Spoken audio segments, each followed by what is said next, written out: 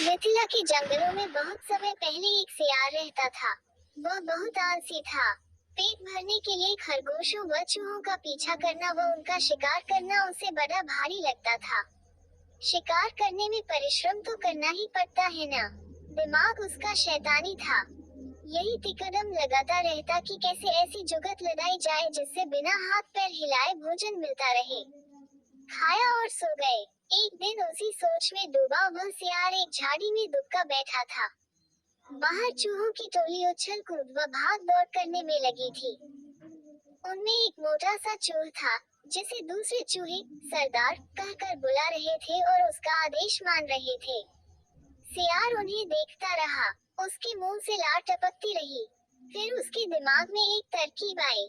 जब चूहे वहां से गए तो उसने दबे पांव उनका पीछा किया।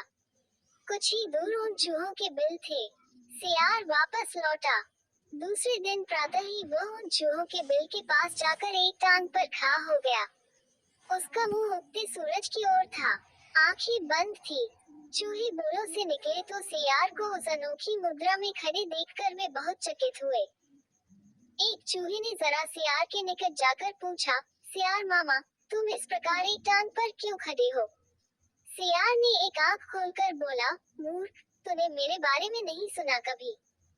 मैं चारों टांगे नीचे टिका दूंगा तो धरती मेरा बोझ नहीं संभाल पाएगी। ये डोल जाएगी। साथ ही तुम सब नष्ट हो जाओगे। तुम्हारे ही कल्याण के लिए मुझे एक टांग पर खड़े रहना पड़ता है। चूहों में खुसर पुसर हुई। वे सियार के निकट आकर खड़े हो गए। चूहों के सरदार ने कहा, हे महान सियार, हमें अपने बारे में कुछ बताइए।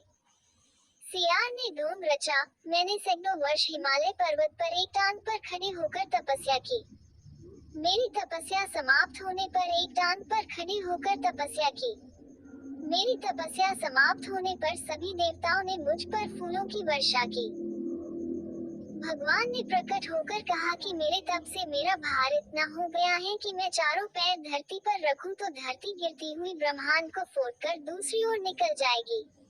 धरती मेरी कृपा पार ही टिकी रहेगी। तब से मैं एक टांग पर ही खड़ा हूँ। मैं नहीं चाहता कि मेरे कारण दूसरे जीवों को कष्ट हो। सारे चूहों का समूह महातपस्वी सियार के सामने हाथ जोड़कर खड़ा हो गया। एक चूहे ने पूछा, तपस्वी मामा, आपने अपना मुंह सूरज की ओर क्यों कर रखा है? सियार ने उत्तर दिया, सूर्य की पूजा के लिए। और आपका मुंह क्यों खुला है?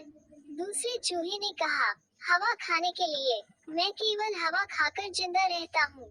मुझे खाना खाने की जरूरत नहीं पड़ती। मेरे तप का बल हवा को ही पेट में भांति भांति के पकवानों में बदल देता है। सियार बोला। उसकी इस बात को सुनकर चूहों पर जबरदस्त प्रभाव पड़ा। अब सियार की ओर से उनका सारा भय जाता रहा। वे उसके ओर निकट आ गए। अपनी बात का असर चूहों पर होता देख मक्कार सियार दिल ही दिल में खूब हंसा। अब चूहे महत्पस्वी सियार के भक्त बन गए।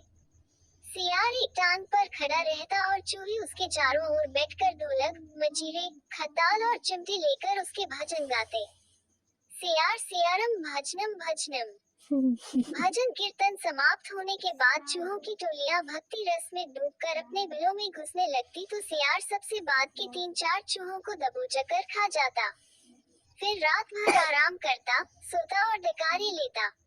सुबह होते ही फिर वह चूहों के बिलों के पास आकर एक टांग पर खड़ा हो जाता और अपना नाटक चालू रखता। भी चूहों की संख्या कम होने लगी। चूहों के सरदार की नजर से यह बात छिपी नहीं रही।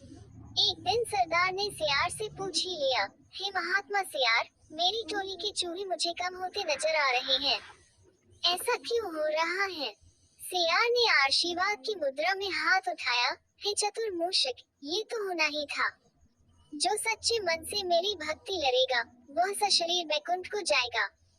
बहुत से चूहे भक्ति का फल पा रहे हैं। चूहों के सरदार ने देखा कि सियार मोटा हो गया है। कहीं उसका पेट ही तो वह बैकुंठ लोक नहीं है, जहाँ चूहे जा रहे हैं।